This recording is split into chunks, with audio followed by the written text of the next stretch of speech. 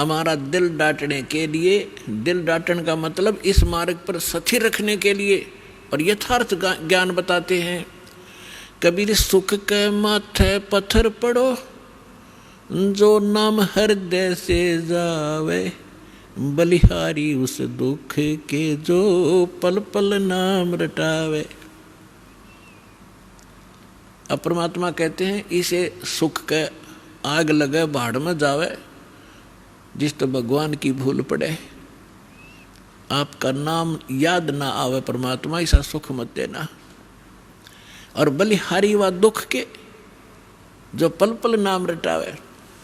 पुण्यात्माओं देखो, हमें अभी तक ज्ञान तो कह भी नहीं था अध्यात्म मार्ग का। वैसे अपनी परंपरागत साधनाएं पुण्यात्मा किया ही करते हैं, वो डट नहीं सकते, रुक नहीं सकते, उनकी आत्मा में इतनी तड़प होती है। अब परमात्मा हमें थोड़ा बहुत कष्ट अवश्य रखेगा। यदि आपको सर्व सुख यहाँ प्राप्त होगे तो आप वही हो जो सर्व सुख को सतलोक में ठोकर मार खाएंगे। और फिर कुछ दिन में यहाँ भी भूल पड़ जाएगी, सारे ठाठ हैं, कोई दिक्कत नहीं आई, और वो जो लगन लगाना चाहते हैं सतलोक में की कसक बनाना चाहते हैं, वह भूल पड़ जाएगी। तो आपको थोड़ी बहुत जो तकलीफ हो रही है उसके दो कारण समझना। एक तो ये समझना कि हे परमात्मा, आपकी शरण में और आपकी भक्ति करते करते और ये दान धर्म करते करते भी मुझे कष्ट हो रहा है। आपकी शरण में ना होता तो ना जाने के बिजली गिर जाती मेरे घर के ऊपर, मेरे शरीर के ऊपर। और ये सत की सत मानना। कुछ भक्त क्या होते हैं जो 1-2 वर्ष साधना कर लेते हैं, 5-6 महीने नाम ले लिया, 5-4 महीने फिर छोड़ छाड़ गए। गलती तो उनकी अपनी होती है, क्योंकि मर्यादाहीन हो जाने से परमात्मा की पावर जाना बंद हो जाती है। जैसे आपने कनेक्शन ले लिया बिजली का और किसी भी कारण से आपका कनेक्शन कट गया, तो पावर आपके घर पर है नहीं, और फिर आप यो को कोई लाभ नहीं हो रहा। लाभ कैसे होगा जब कनेक्शन कट गया? कैसे मोटर चलेगी, कैसे चक्की आटा पीसेगी, और कैसे बल्ब जलेंगे आपके? तो उसके लिए है कि कनेक्शन पुनः सुचारू करवावे। यदि क्योंकि परमात्मा को मालूम था कि जब ये सच्चा मार्ग शुरू होगा उस समय काल ने इतनी ऊट पटांग रीतियां बना दी होंगी, परंपराएं बनवा दी होंगी, बनवा दी जाएंगी उसके द्वारा, और फिर भगत के लिए वो परंपराएं बाधक होती हैं। जो सांसारिक रीति होती है वो भगत के लिए बाधक होती है, उनसे उल्टा हटना पड़ता है। और हमारे समाज के अंदर वो इतनी घर कर चुकी होती है, तो भक्तों के लिए वो बाधक बन जाते हैं समाज के व्यक्ति। और किसी न किसी कारण से, कोई मजबूरी से, कोई अनजानपने में, तो आपकी मर्यादा भंग हो जाती है। उसके लिए सुविधा दी है कि आप हृदय से पुकारो, और फिर आगे ऐसी गलती ना हो, समाज से संघर्ष करो, लड़ना नहीं है। अब वो आपकी बात नहीं मानते हैं तो आप भी उनकी मत मानो भक्ति मार्ग में, और बाकी जो कोई सलाह अच्छी देता है संसारिक कार्यों की, उसको स्वीकार करो। तो उस कारण से आप किसी न किसी कारण से मर्यादा भंग हो जाती है, तो आपको हानि होना प्रारंभ हो जाएगी। और आम व्यक्ति ये सोचेगा इसने नाम भी ले रखा है, इसका फिर भी दुख हो गया। वो दुख उसके कारण भी हो सकता है कि नाम खंडित हो गया, परमात्मा का प्रोटेक्शन आपके सिर से हट गया, तो काल तो फिर लठ लिए खड़ा है, कभी ठोक देगा। तो हमने सबसे बड़ा इस मार्ग पर सफल होने के लिए परमात्मा की मर्यादा का पालन करना है। कबीर साहब कहते हैं, जब लग हंसा हमरी आना, काल लगे ना तुमरा बाना। परमात्मा ने कहा कि जब तक ये मेरा हंस, मेरी आत्मा मेरी मर्यादा में रहेगा, काल तेरा अटैक नहीं हो सकता। अब हम क्या करते हैं, जो दुखी हैं जो दुखी आत्मा है यहाँ आते हैं, उनको जो भी हम मर्यादा बताते हैं वो सहर्ष स्वीकार करते हैं, क्योंकि वह लुट पिट कर आते हैं। उन्होंने सभी देवी देवता जाड़ के देख लिए, उन्होंने सभी जंतर मंत्र करवा रखे हैं, और यहाँ आते ही सुख हो जाता है। तो फिर वो मर्यादा खरी रखते हैं, क्योंकि उनको मालूम है यदि मर्यादा भंग होगी तो वो कैर फिर टूटने लग जाएगा। और जो बीच बिचाला सा है, जो ना गने दुखी हैं ना गने सुखी हैं, और वो यहाँ आते हैं, नाम ले लेते हैं। परमात्मा का तो स्वभाव है, बिजली कनेक्शन मिलते ही कोई काम कर लिया सब डूडा उठा देगी। और फिर वो लोग विचलित हो जाते हैं, क्योंकि ज्ञान संपूर्ण ना होने से, और कहीं लोकलाज में आके फिर वो कोई ना कोई गड़बड़ कर ही जाते हैं, और मर्यादा भंग हुई। देखो दो कारण होते हैं। कई भक्त ऐसे होते हैं बार बार मर्यादा भंग करते रहते हैं, कोई हानि भी नहीं होती उनको, और कुछ ऐसे होते हैं मर्यादा भंग कर दी तुरंत उसको हानि होगी, या मृत्यु हो जाती है, या कोई और कष्ट भारी आ जाता है। उसका ये कारण होता है कि जो बार बार मर्यादा भंग भी कर रहा है, कोई हानि भी नहीं हो रही है, तो उसका अभी शुभ संस्कार पिछले चल रहे हैं। और जिसने मर्यादा भंग कर दी और मृत्यु होगी तो उसका संस्कार था मृत्यु का, और मर्यादा भंग होने से परमात्मा का प्रोटेक्शन हट गया, और उधर से उसका वो समय आ गया। और यदि वो मर्यादा में होता तो वो समय वैश्य आ जाता मृत्यु का, उसको मृत्यु प्राप्त नहीं हो सकती। तो पुण्यात्माओं, ये थोड़ी सी सावधानी ये भी बरतो, घनी सावधानी बरतो कि हमारा नाम खंड ना हो।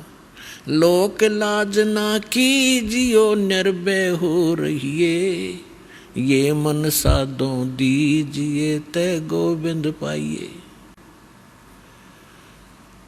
परमात्मा कहते हैं लोक लाज ना करना अगर इस मार्ग में सफल होना है तो।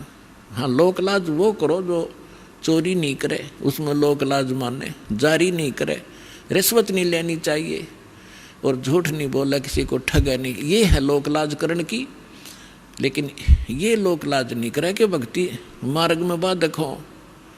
तो कबीर साहब कहते हैं कुलकर्णी के कारण ये हंसा गया बिगो, और तब ये कुल के कर लेगा जब तू चार पाया का हो।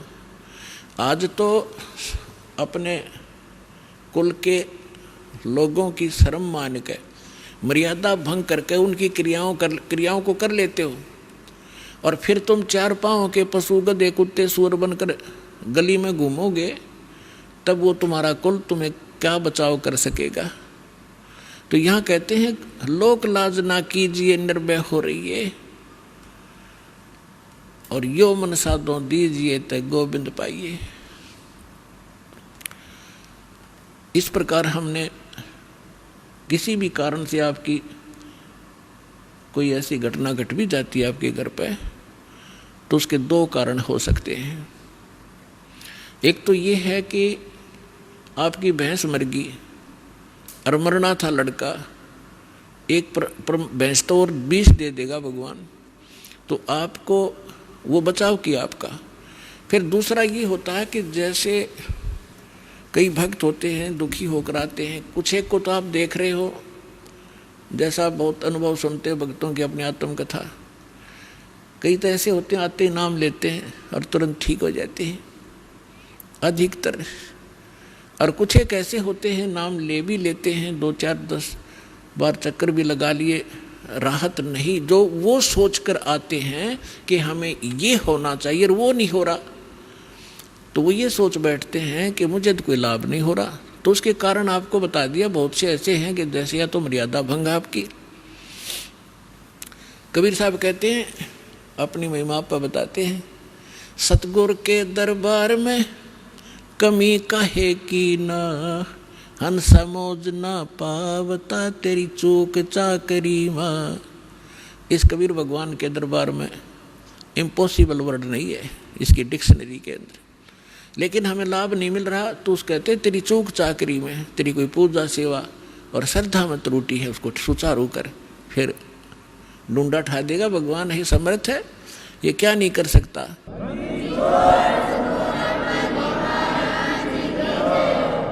एक झोपड़ी में रहने वाला एक जुलाहा, जो संसार उसको जुलाहा मानने थी, जाने थे। अब तो 10 पारखू हो गया, हमें पता लगा तो लाल थे, भगवान थे। और जिसके द्वार पर 18 लाख व्यक्ति आ गए, जिसके सुबह का आटा घर में ना हो और उसके घर पर 18 लाख मेहमान आ जाए, चिट्ठी बाई इनविटेशन, और सबको फिर 3 दिन तक वो मोहन भोजन खिला रहे हैं। सब हलवा, पूरी, खीर, खांड और सूखा सीधा को ले जाता, ले जाओ खा लियो अपने घर पर जाके, और 1 रुपये 1 दोहर दे रहे हैं। तो पुण्यात्माओं, वही समर्थ आज आपके साथ है, तो वो क्या नहीं कर सकता आपके लिए। तो परमात्मा कहते हैं सतगुरु के दरबार में, यानी जो परमात्मा के दरबार में, अब सतगुरु जो होता है वो परमात्मा ही होता है, या फिर परमात्मा अपना विशेष कृपा पात्र ही भेजा करते हैं। तो वो कृपा पात्र जो परमात्मा का दास होता है, परमात्मा की सभी पावरों से युक्त होता है, उसको परमात्मा अपनी शक्ति देकर भेजता है। जैसे प्रधानमंत्री का कोई प्रतिनिधि हिसार में आ जाता है तो उसको वो अपनी बहुत सी पावर देकर भेज देता है, और हरियाणा स्टेट के लिए वो पर्याप्त होता है। जो उसको उसकी रिक्वायरमेंट होती है वो पूरी कर देता है 1 मिनट में। तो इसी प्रकार जैसे प्रसंग चल रहा है कि कुछ भक्त आप देखते हो आशीर्वाद लेते ही और सब दुख दूर हो जाते हैं, शारीरिक कष्ट, प्रथम तो शारीरिक कष्ट ही दुख मानते हैं, और फिर घर में सुविधाएं प्रारंभ हो जाती हैं।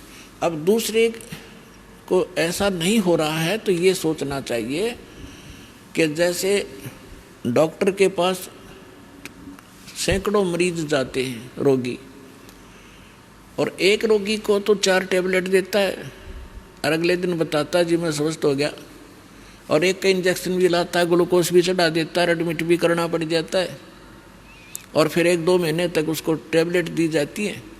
तो स्वस्थ करके छोड़ेगा डॉक्टर, क्योंकि उसको पता है ये रोग भयंकर है, ये 4 गोलियों से ठीक होने का नहीं है। तो पुण्यात्माओं, आप जी ने ये ध्यान रखना चाहिए। एक तो इसमें ज्ञान परमात्मा ने इसलिए आधार बनाया है क्योंकि जब परमेश्वर कबीर जी 600 वर्ष पहले आए थे, सन 1398 से सन 1518 तक जब परमात्मा यहाँ आए थे, तो उन्होंने अपनी वो सारी लीला करके दिखाई थी जो भगवान किया करते हैं। तो जो प्रसंग चल रहा है हम उसी पर आते हैं। जैसे कोई एक्सीडेंट हो गया किसी व्यक्ति का, और वो हॉस्पिटल में जाता है, और उसके शरीर से ब्लड निकल रहा है, बह रहा है, उधर से उसकी टांग फ्रैक्चर होगी है दूसरी, और उसमें पीड़ा घनी हो रही है। अब वो डॉक्टर को वो चिल्लाता हुआ तो जा ही रहा है, डॉक्टर ने देखना है कि पहले इसकी टांग का दर्द ठीक करना है या ब्लड रोकना है। वो ब्लड को रोकेगा कि ब्लड बह गया तो फिर यह टांग भी चली जाएगी। अब पहले वो ब्लड जो बह रहा है उसको रोकने की चेष्टा करेगा, टांग में बेसिक दर्द बना रहे, वो टांग जीवन नाशक नहीं हो सकता टांग का दर्द, इसलिए डॉक्टर पहले उसको रोकेगा जो जीवन नाशक है इसका, फिर धीरे धीरे उसका टांग का भी ट्रीटमेंट शुरू होगा। इसी प्रकार आप जो उद्देश्य लेकर आते हो और वो पूरा ना होता है, तो परमात्मा ने हमारे को ये ज्ञान दिया। जब परमात्मा 600 वर्ष पहले आए थे, 120 वर्ष रह के गए थे, सन 1398 से सन 1518 तक 120 वर्ष। तो उस समय 64 लाख शिष्य हुए थे परमेश्वर के, एक धानक के, जुलाहे के, झोपड़ी में बैठे निर्धन व्यक्ति के। अगर उसको झोपड़ी में जाकर आदमी देखा तो इन्होंने सोचा ये संत कहाँ से थे, गरीब मजदूर व्यक्ति है। अब जैसे आज टीवी चैनल बनवाए परमात्मा ने दिया है ये नॉलेज, आपके जो बुद्धिमान व्यक्ति हैं, भगत हैं, उनका तो यह बात समझ में पक्की आ जाएगी कि ये जो भी आज इंटरनेट सिस्टम, यूट्यूब आदि बनाया है और ये इलेक्ट्रॉनिक सिस्टम बनाया है, ये परमात्मा ने दी है बुद्धि। अब जैसे ये अध्यात्म मार्ग का ज्ञान आज तक किसी ऋषि महर्षि से बड़े बड़े विद्वान जो दीक्षा करते किसी के पास नहीं था। और यूँ ज्ञान इस दास को दे दिया और ऐसा सुलझा कर धर दिया, आम व्यक्ति समझ सकता है आपके लिए कितनी सुविधा होगी ना। आप ये गीता पढ़ते पढ़ते कितने दिन हो गए थे, और इस गीता को फर्स्ट क्लास की बुक बना दिया परमात्मा के ज्ञान ने। पहली कक्षा की किताब से दिखा हमने, ना पाठ दिखाई देता। तो इस दास ने अपनी अकल और अपनी बुद्धि का खूब पता है, जिसी मेरे में बुद्धि थी।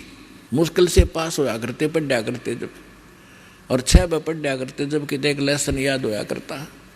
आज उस परमात्मा ने अकल दी, बुद्धि दी, और ये सब सदग्रंथ खोल कर दरवा दिए। तो गॉड गिवन माइंड है ये, ना कि जीव का।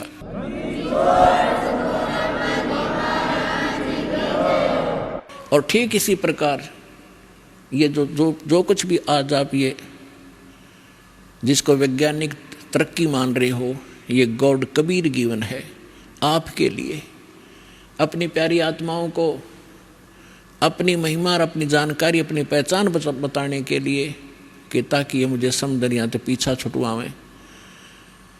ये विज्ञान कति काम नहीं आवेगी किससे कभी। और दूसरी कृपा की दाता ने विज्ञान दी, डॉक्टरों को बुद्धि दी, अच्छी दवाइयाँ खोज ली।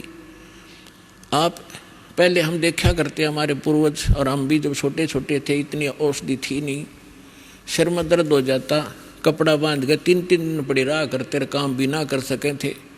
और अब लेकर टेबलेट 10 मिनट में अपना काम करो। तो आज अगर वही स्थिति होती, शरीर में कष्ट हो जाता, तो भक्ति भी नहीं कर सकते आप। तो आज ऐसी मेडिसिन जो दी है ये परमात्मा गॉड गिवन है, कबीर साहब ने दी है। और एक टेबलेट ली और अपना भजन करो और काम करो। तो इसी जब 600 वर्ष पहले परमात्मा आए थे, एक दिन में वहाँ झोपड़ी में कपड़ा भी बुन रहे होते थे, और 1-1 हज़ार जगह जाकर प्रकट हो जाते थे, और सब जगह जा कर के अपना ज्ञान सुनाया करते थे। वही ज्ञान एक जगह बोलते थे, सब जगह अन्य रूपों में भी वही ज्ञान एक जैसा सब जगह बोला जाता था। जैसे आजकल टीवी से, चैनल से यहाँ बोला जा रहा है, आप विश्व में कहीं भी देख और सुन सकते हैं। तो उसमें परमात्मा ऐसी लीला करते थे। पहले इतना जो जैसे आजकल तो कोई, जैसे आज यदि कोई ये करता है, परमात्मा आज करते ये लीला, तो आज वह बात बना नहीं हो। क्योंकि आज तो 1 मिनट में पता लग जाए महाराज जी वहाँ सत्संग कर रहे थे, दूसरा को यहाँ भी कर रहे हैं, तीसरा को वहाँ भी कर रहे हो। तो ये एक सृष्टि क्रम में खलबली मच जाती, और जादूगर कहने लग जाएंगे फिर जादूगर है तो। और उस समय कोई जाना नहीं था 10 किलोमीटर दूर के हो रहा है, 5 किलोमीटर 1 हफ्ते में पता लग गया करता। वहाँ एक कोई भगत आया था, कोई संत भगत सत्संग कर रहा था। तो आज परमात्मा ने अब ये तरीका अपनाया आपके लिए। उसमें तो वर्बली सुनाया करते थे, जो ज्ञान आपको कबीर सागर से, कबीर वाणी से दास सुनाता है, समझाता है, बताता है।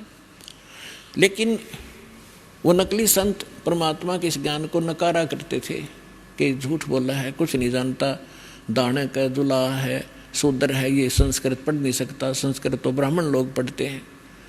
तो इन नकलियों की दाल गली रही। और उस समय परमात्मा के 64 लाख से सोना, आज से 600 वर्ष पहले पूरे इंडिया की 4 करोड़ आबादी नहीं होगी। और उस समय इराक, ईरान और जो पश्चिमी और पूर्वी पाकिस्तान, बलोचिस्तान, अफगानिस्तान और गजनीव तक, ये सारा भारत था। और सारे भारत में 4 करोड़ आबादी नहीं होगी उस समय।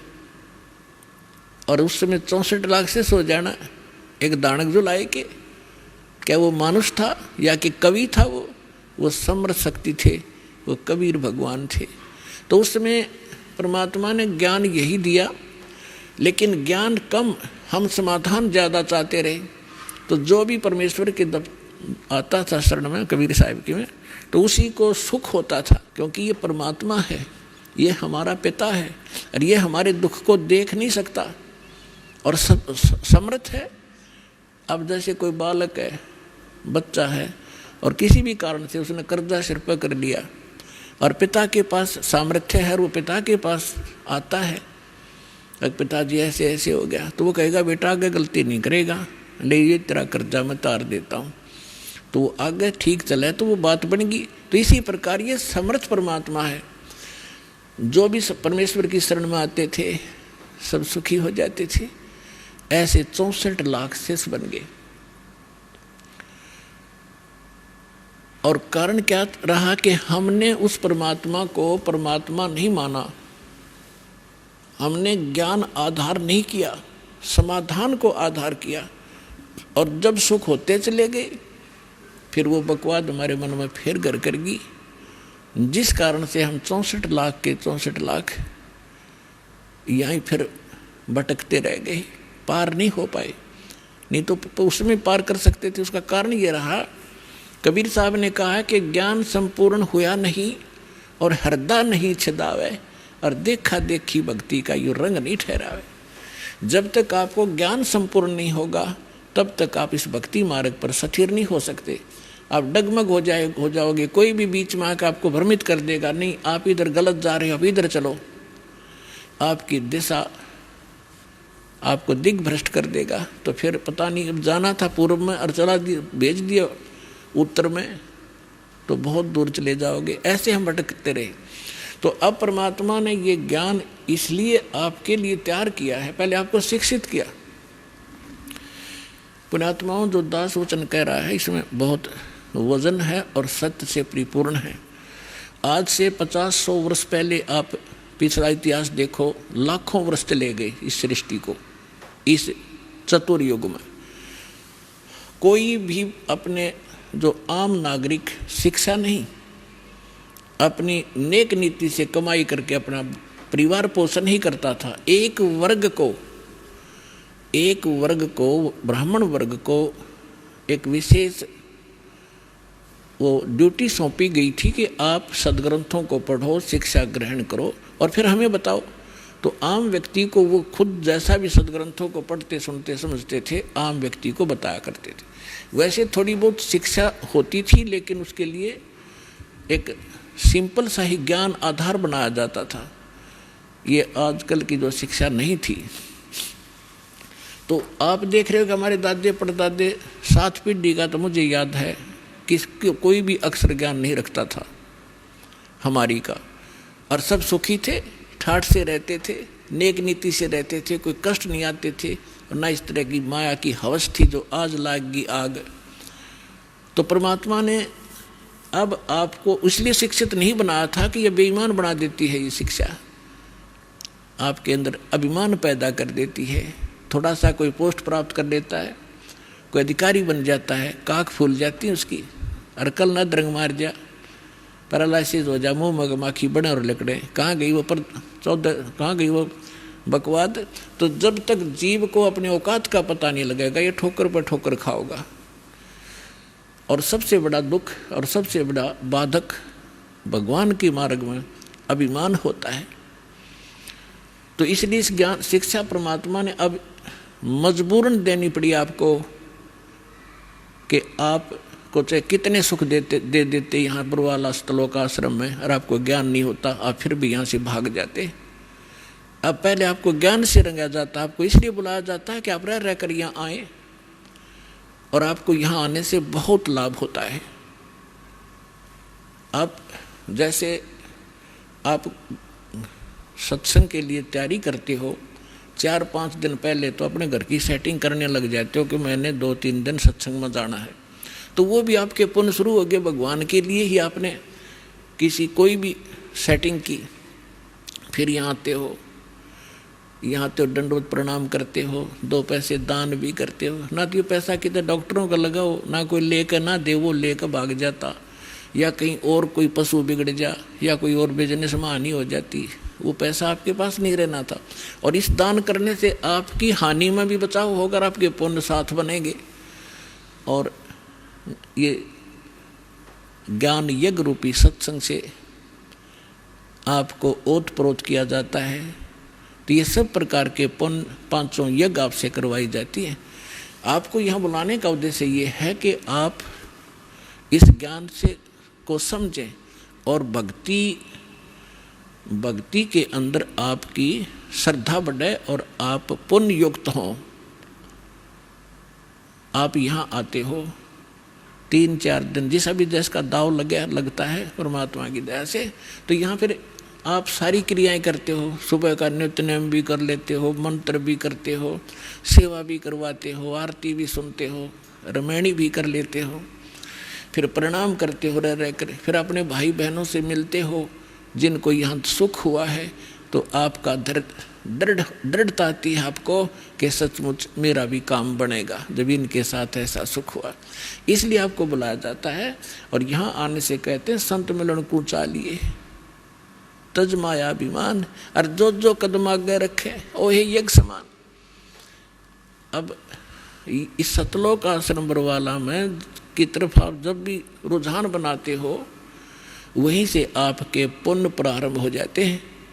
और आप कितने भक्तिहीन हो चुके हो ये अंदाज़ा लगा लेना।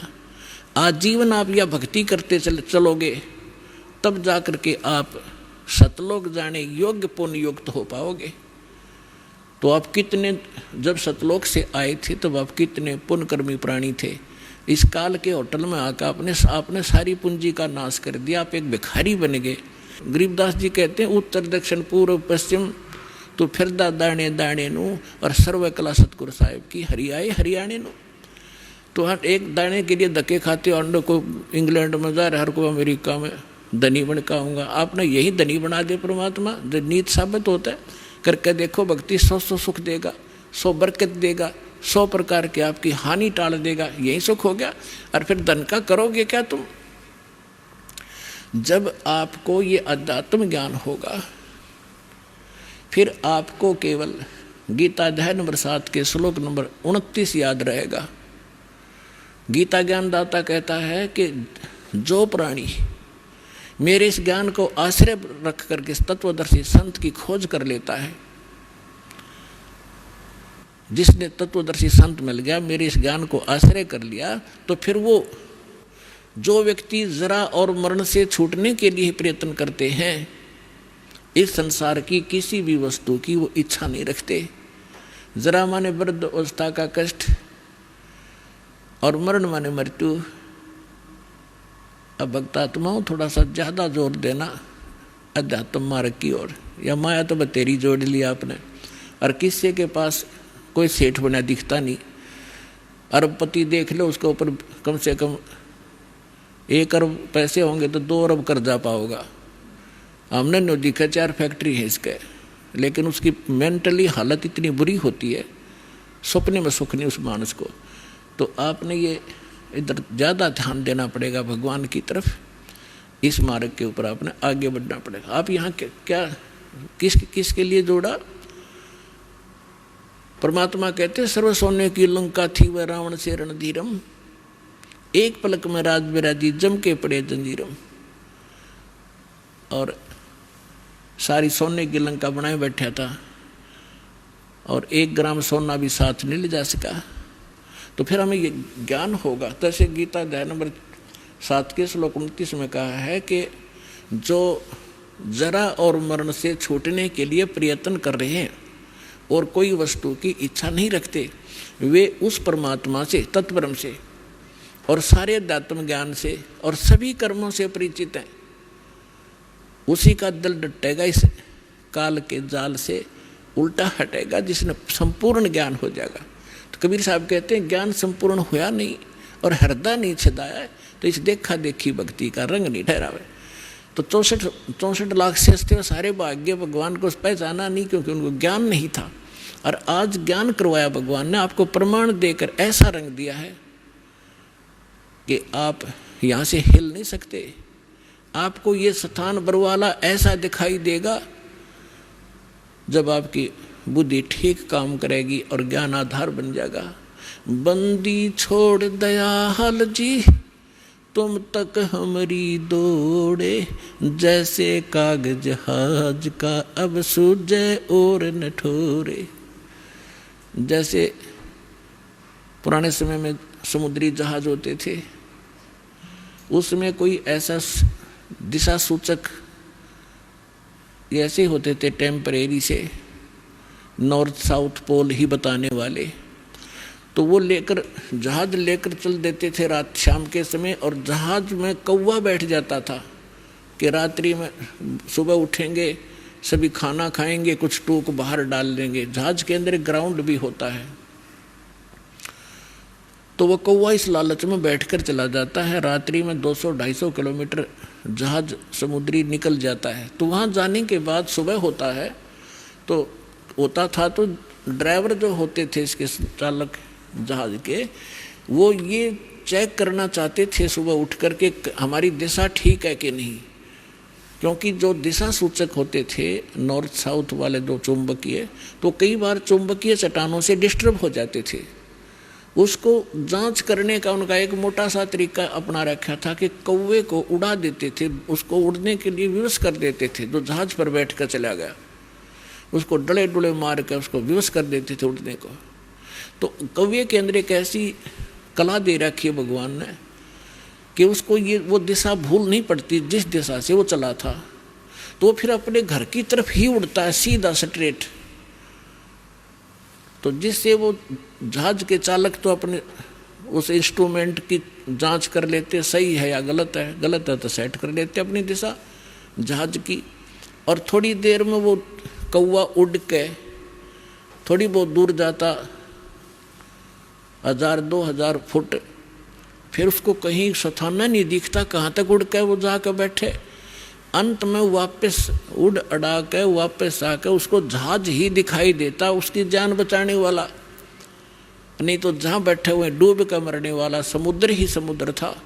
तो वापस आकर उसने जहाज पर ही शरण लेनी पड़ी और स्थान कहीं उसको दिखाई नहीं दिया जहाँ उसकी जान बच सके। तो परमात्मा कहते हैं जब आपको ज्ञान हो जाएगा आप ये कहा करोगे, बंदी छोड़ दयाल जी तुम तक हमरी दौड़े, जैसे काग जहाज का अब सूजत और न ठोरे। अभी तक तो ये नकली कोई कुछ कह देता है, कोई कुछ कह देता है, लेकिन जब आपको ज्ञान हो जाएगा आप उनकी नहीं मान सकते, वो चाहे आपकी ना मानो। तो प्रसंग चल रहा है, परमात्मा आपको ज्ञान देते हैं, आपको ज्ञान से परिपूर्ण किया जाता है। यहाँ बुला करके प्रोजेक्टर बनवाए भगवान ने, टीवी चैनल बनवा दिए, मोबाइल दे दिए अपने बच्चों के लिए बनवा के। अपने आत्माओं पूरी पृथ्वी उस परमात्मा के बच्चे हैं, और परमात्मा ने कहीं से भी ये खोज कराई, चाहे अमेरिका वालों से, चाहे जर्मनी और जापान वालों से, इंग्लैंड वालों से, तो ये सारे विश्व के काम आई। जो भी वर्तमान में जो आप देख रहे हो ये जिसको वैज्ञानिक तरक्की मानते, तरक्की है। अब यहाँ विचार करने की बात है कि परमात्मा के सब बच्चे हैं और अपने ही बच्चों से वो अपने ही बच्चों के लिए अपनी बुद्धि देकर उनको सब कृतार्थ करते हैं। तो ये सारा कहीं से भी परमात्मा ने दया बख्शी। आज देखो परमात्मा का सामना आपने सत्संग सुना था कि परमेश्वर ने 600 वर्ष पहले कहा था कि कलयुग जो 5500 वर्ष बीत जाएगा, 5505 बीत जाएगा, तब तक स्टार्ट होगा मेरे वाला जो कार्य है, और उसमें अपना दास भेजूंगा और उसके पास वो सत मंत्र, सतनाम और सारनाम होंगे, जिसको प्राप्त करके पूरा विश्व पार करेगा, सारी सृष्टि विश्व पार होगा और सारी सृष्टि के प्राणी नाम दीक्षा लेंगे और भक्ति करेंगे, मोक्ष प्राप्ति करेंगे। अब देखो अभी तक आप जहाँ भी जाते हो, किसी ऑफिस में जाइए, रिश्तेदारी में जाइए, तो सब जगह अपने व्यवहारिक बातें आपको सुनने को मिलेंगी। और कोई राजनीति की बातें कर रहा है, कोई गपोड़ मार रहा है, कोई ताश खेल रहा है, कोई कुछ कर रहा है। तो ये सब प्रकार की, जैसे आप किसी भी उसमें जाकर देख लिया क्षेत्र में, सारा हाहाकार मच रही है, राम का तो नाम भी नहीं रहा। ठीक है, कहीं विशेष कोई अनुष्ठान कर लिया जाता है, उसमें मत्था टेक आए, प्रसादा छक आए और बस मौज मान ली। हम सोचा हो गया भक्ति इतनी होती होगी, नहीं। कबीर साहब कहते हैं कि जिन हृदय सा सुमरिया ताको तैसा लाभ, ओसा प्यास ने भाग ही जब लग दसैनी आब। ओस के चाटने से प्यास समाप्त नहीं होती, उसके लिए तो गट गट 2-3 गिलास पीने पड़ेंगे जब तृप्ति होगी। तो पहले हम दान करते थे, 100 रुपया डाल देते गीता, तब बड़ी खुशी मनाते थे, बहुत बड़ा दान कर दिया। 5.25 का प्रसाद जिस दिन बांट देते बूंदी का, तो सोचा करते आज तक कमाल हो गया, ये कोई धर्म था, ये तो ओस चाट रहे थे हम। अब हम गिलास के गिलास पीने लगे, यहाँ दान करते हैं बच्चे। और कबीर साहब कहते हैं धर्म तो दसके नहीं, दसकना माने नाश नहीं होता धर्म का, चाहे 10 के 3 लोक, और खैरायत में खैर है कीजिए आत्मपोख। गुरु बिन माला फेरते, गुरु बिन देते दान, गुरु बिन दोनों निष्फल हैं चाहे पूछो वेद पुराण। यानी कुपात्र को दिया हुआ दान भी व्यर्थ जाता है, सुपात्र को दिया हुआ दान 1000 गुना होकर आपको प्राप्त होता है, और आपके पुण्यों में भी वो काउंट लिखा जाता है। तो जो प्रसंग चल रहा है हम वहीं आते हैं कि जब तक ज्ञान संपूर्ण नहीं होगा तो आप इस भक्ति मार्ग पर चल नहीं सकते। तो परमात्मा ने दया बख्शी है, जैसे पूरी सृष्टि नाम लेवेगी। अब दीक्षा कैसे लेगी? अब सबके विचार आप देख लो। दास को बिटर एक्सपीरियंस है इस भक्ति मार्ग पर चलने का। शुरुआत की अपने घर से, कोई नहीं माने, सारे उल्टे पड़े, तू कहाँ से ये ज्ञान ले आया, तेरा दिमाग घूम गया, सारे एक तरफ उठ कर चले जा। फिर कोई रिश्तेदार आ जाए, उससे बताने लगूँ, क्योंकि ज्ञान ऐसा है ना जाने कितना बता दूँ। फिर नो कहने लगे भाई वो तो पागल हो लिया, रामपाल तो उड़ जाइयो ना, बैठ जा 2 घंटे उठने देता ना। तो कहने का भाव ये है कि आज आपके साथ, सबके साथ ऐसे ही बना है। प्रारंभ में किसी ने आपको ज्ञान सुना है तो आपके जची नहीं, आपको कोई सीडी दे गया है, आपने सीडी वो सुन ली लगातार। क्यों? सीडी एक ऐसा माध्यम है, आपने ले ली, या टीवी चल रहा है, ये चैनल से कोई सत्संग सुन रहा है, तो वहाँ श्रोता सुन सकता है, वाद विवाद नहीं कर सकता उसके साथ। और वाद विवाद करके आदमी उस निष्कर्ष तक पहुँचे नहीं पाता जहाँ वक्ता पहुँचाना चाहता है। तो परमात्मा ने दया बख्शी कि टीवी के सामने बैठ कर तो कितना ही कुछ सोचता रहे कि झूठ बोला है, झूठ बोला है। और जब प्रमाण सामने आएंगे, अगर वो बीच में ही वाद विवाद हो जाए, आमने सामने बैठे होते तो बीच में वाद विवाद कर देता है, क्या ले रहा, उठ कर चला जाता। फिर उसने उसमें देखते देखते देखते सारे प्रमाण मिल गए, तो जो उसके अंदर डाउट थे वो समाप्त हुए। तो इसमें टाइम बहुत लगे है। तो प्रत्येक एक भगत को यहाँ आने में इतना समय लगता ही लगता है। तो अब क्या होगा? अब ये जैसे आप देख रहे हो, एक भक्त अपना अनुभव बता रहा था, पिछले सत्संग में आपको सुनाया था कि हम यहाँ से राजस्थान के भक्त आते हैं, यहाँ हिसार से एक ट्रेन चलती है, यहाँ खाली होती है, यहीं से स्टार्ट होती है, तो हम 2-2.5 हज़ार भक्त उसमें बैठ जाते हैं सुबह सुबह जाके हिसार से जोधपुर वाली में। और कोई नित्यनेम कर रहा है, कोई मोबाइल से मंत्र सुन रहा है, कोई आरती अपना कोई और शब्द सुन रहा है, चर्चा मालिक की चल रही होती है। तो वहाँ जितने यात्री उसमें बैठे होंगे अन्य भी, उनके ऊपर भी परमात्मा की वाणी प्रभाव डालेगी। बेशक उनको कोई समझ में नहीं आ रहा आरती या नमो नमो सतपुरुष को शुरू में तो किसी के बिना पल्ला पड़ती हो के बोल रहा है, लेकिन वो अपना काम पूरा कर रही होती है, उसको प्रभावित कर रही है आसपास के क्षेत्र में। इवन चींटी, पक्षी, पशु, गांव घर के जो पशु हैं उन पर भी प्रभाव पड़ेगा। और इस वाणी के सुनते उनको शीघ्र ही, क्योंकि भगत के घर में पशु पक्षी जीव जंतु जो भी होंगे उनका भी उद्धार ही होगा। तो इस वाणी में इतनी शक्ति है, परमात्मा की वाणी के अंदर इतना अफेक्ट है कि इस आत्मा के बहुत से पाप ऐसे होते हैं जो ज्ञान यज्ञ से कटते हैं, और फिर उसके अंदर एक विशेष प्रेरणा बनती है भगवान की तरफ से कि कैसा है नास्तिक को। अब नास्तिक कैसे है? जैसे ये आत्मा पाप कर्मों से मूर्छित पड़ी है। अब जैसे किसी को सर्प डस जाता था, अब उसको एक गार्डू होता था विष उतारने का वो मंत्र सिद्ध कर लेता था। ये आध्यात्मिक जो विज्ञान है ये सबसे उत्तम है। अभी तक आपने देखा होगा कोई झाड़े झूड़े ला दिन छोटा मोटा बुखार उतार देते हैं, तो ये इस तरह की क्रियाएं हैं, लेकिन ये भक्ति ये तो एक अंश मात्र है। और भक्ति जब सत्य साधना आपको मिल जाएगी, किसी चीज़ की जरूरत नहीं पड़ा अपने, ना झाड़ियाँ की, इस परमात्मा की भक्ति में सारी शक्ति है, सारा कुछ अध्यात्म मार्ग इसमें है। अब जैसे किसी ने कोई मंत्र सिद्ध कर लिया, आपका मंगलाचरण है जो हम आपको देते हैं, सबसे पहले इसको बोला जाता है।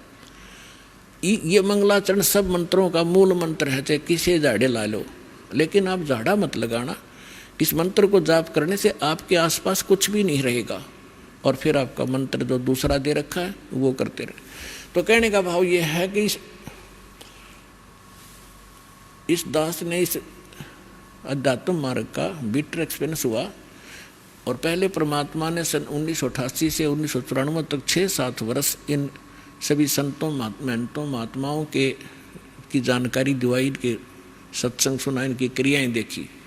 तो सुनने को मिला कि गरीबदास जी संत था, उसने गरीबदास जी के ग्रंथ में एक शब्द है, घट ही अंदर गारड़ू धोखे मर गईया, सार शब्द चीन्या नहीं और कोई भेद ना लैया। ये 5-7 लाइन है, उसने उसको सिद्ध कर लिया 1000 बार 2000 बार पढ़ के। तो उसमें शक्ति आ गई कि सर्प किसे न डस जा, वो मंत्र बोल देता, मन मन में बुदबुदा देता, उसका जहर उतर जाता और जीवित हो जाता था। वो उसी से प्रभु पाक गया, संत को आ गया। और हम इस वाणी ने रोज पढ़ना तो या आत्मा के सारे जहर तार देगी। जैसे गारडू अपना मंत्र बोलता है और जिसको सर्प डस गया मूर्छित पड़ा है, वो ना उस मंत्र को सुन रहा है ना समझ रहा है, लेकिन वो मंत्र अपना काम कर रहा है। उसने उस विष को उतार दिया, विष उतरते ही वो चेतन हो गया, जीवित हो गया, मूर्छा उसकी खत्म हुई, तो अपना सुचारू काम करने लग गया। इसी प्रकार आपकी सभी की आत्माएं इस अज्ञानता से और इस पाप कर्मों के विष से अचेत होगी है। जो मूल काम था उसने भूल कर और कुछ कर रहे हैं।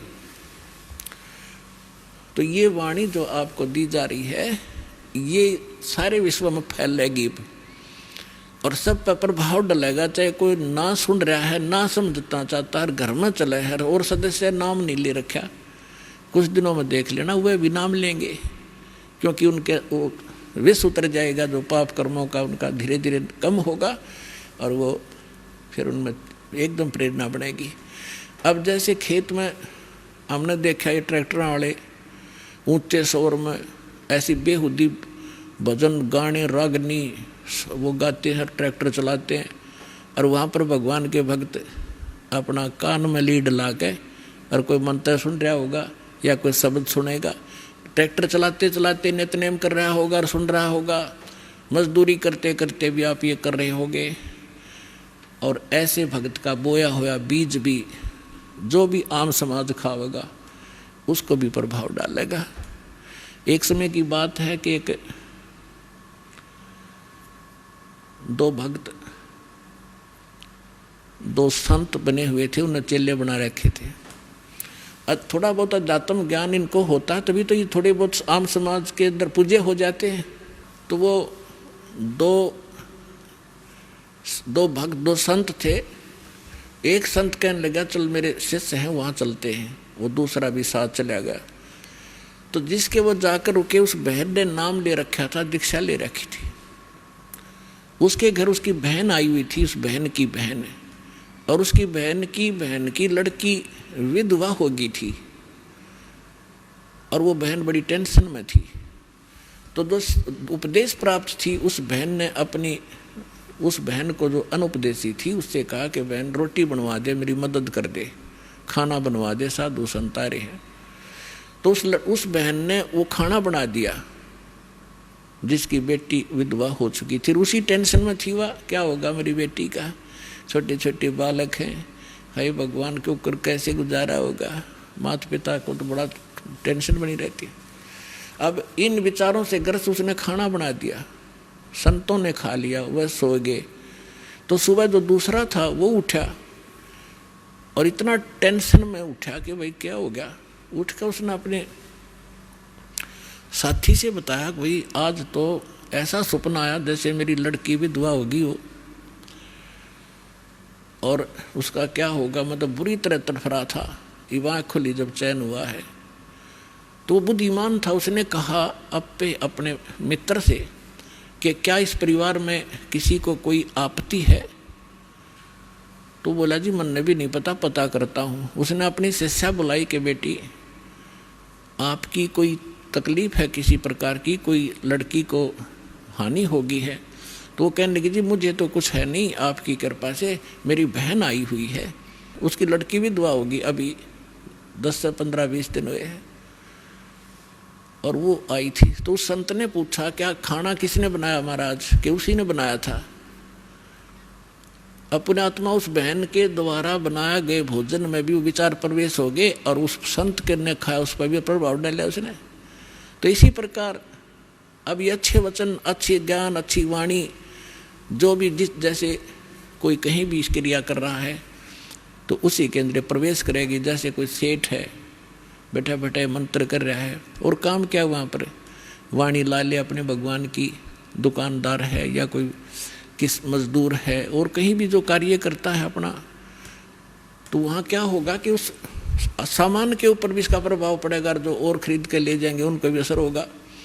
तो इस प्रकार हमारे जो सभी की आत्माओं पर पाप कर्मों का विष चढ़ने से मूर्छित पड़ी है या जाग गएगी और फिर भजन में लग गएगी।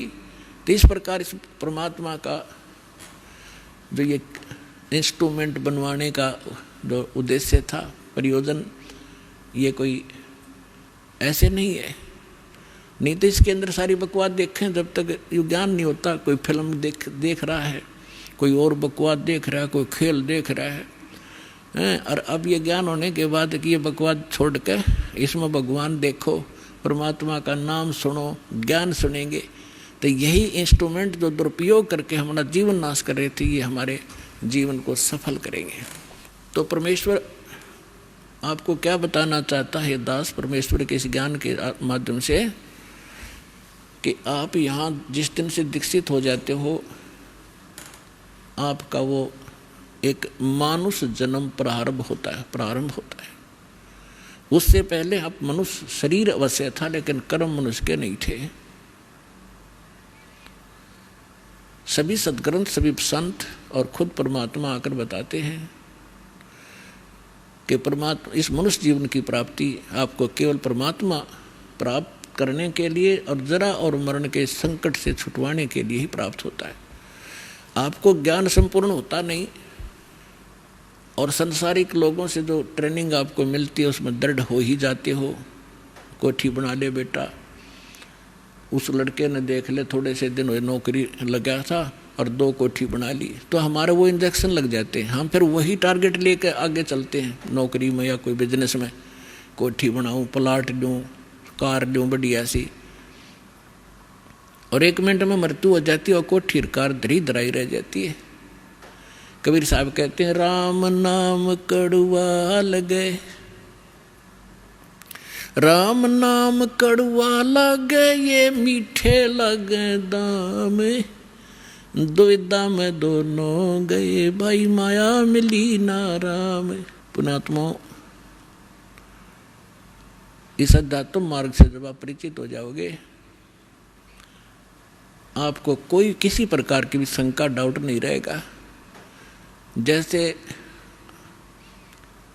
आपको ज्ञान वही होता है, प्रमाण वही होते हैं, उदाहरण वही होते हैं जो रह रहकर पूरे वर्ष सुनाए जाते हैं, और आपकी आत्मा को ये ज्ञान और ये प्रमाण कितनी बार सुने उतनी बार अच्छे लगते हैं, तो आप स्वस्थ हैं। और जिसको ये महसूस होता है कि ये सत्संग तो मैंने पिछली बार भी सुना था, ये बात सुनी थी, तो ये आपकी कमजोरी है, आपके कोई वीकनेस आत्मा में आ चुकी है। जैसे एक स्वस्थ व्यक्ति होता है, वो सुबह खाना खाता है, रोटी वही होती है, थोड़ी बहुत दाल सब्जी में बेशक फर्क हो जाए, अंतर हो जाए, और सुबह खाना खाया और शाम को वही रोटी फिर रखी है और आपको रुचि नहीं बन पा रही है, तो आप अस्वस्थ हो गए हो। और यदि आपको वही रोटियां फिर उसी तरह रुचिकर लग रही हैं तो आप स्वस्थ हैं, और दिन में 3-3 बार खाते हो, रुचिकार लगती हैं, तो आप स्वस्थ हैं। इसी प्रकार अब ये ज्ञान वही है, और जितनी बार सुने और जितनी बार ये आपको, उतनी ही बार आपको ये अच्छा लगना चाहिए, तो आप स्वस्थ हैं। अन्यथा आपको फिर कोई पाप कर्म ने घेर लिया। अब जैसे रोगी व्यक्ति है और वो भोजन प्रतिदिन खाता है 2-2, 3-3 बार, और जब निरोग होता है, अब रोगी व्यक्ति हो जाता है वो, तो उसको एक समय भी एक ग्रास भी खाने की रुचि नहीं रहती। कारण क्या हुआ कि उस रोग ने उसके शरीर की व्यवस्था खराब कर दी। जो मीठी वस्तु थी, खाने योग्य पदार्थ थे, वो भी कड़वे लगन लगे। उसका तरीका क्या है? उसका तरीका ये है कि कड़वी, जैसे किसी को मलेरिया हो गया और उसने वो कड़वी कुनीन रोटियां तो भी कड़वी वो खानी पड़ेंगी, ना चाहते भी खानी पड़ेंगी, चाहे वो रुचि कर लगे चाहे ना लगे।